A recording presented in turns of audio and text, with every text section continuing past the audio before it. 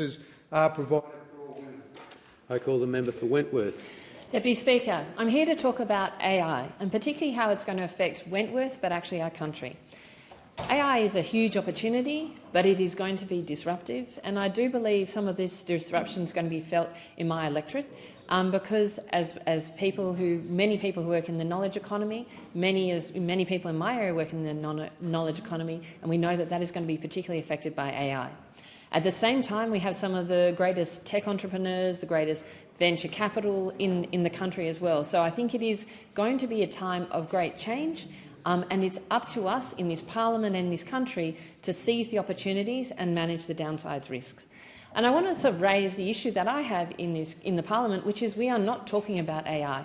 So far in question time, we've had 4 questions on AI this parliamentary term, 3 of those from the crossbench, 1 from Labor, none from the opposition. That is a challenge because this is going to transform this country. We need to be talking about it here. The government has released an AI strategy. I think that's great. It took them 3 years. That's too long. And that strategy, which I think is solid, it doesn't have KPIs. It doesn't have timelines. We need those because this is really going to matter. This is going to transform our economy. And so there are 5 things I think that I would like to see the government move much faster on right now, and this is both for my community but for the country. Firstly, we need to make sure the benefits are shared. That means we need to make sure that AI is helping us in healthcare, in education, in the areas where it can actually transform the lives of Australians in their daily life, really for the better. Those benefits need to be captured.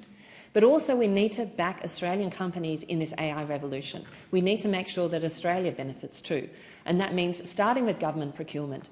Government procurement should be procuring from innovative companies, should be leading on AI so that AI systems and AI companies build up their capabilities here in Australia and then sell to the world. We need to get capital unlocked for the companies that will benefit. The government has started to work on Your Future, Your Super and RG97, which really stop superannuation capital investing in innovation. It needs to go faster on this. That capital needs to be unlocked now to back innovation. The regulatory responses from the government, they have acknowledged there are slowness. It just has to move faster. I'll give you an example. I have a drone company in my electorate.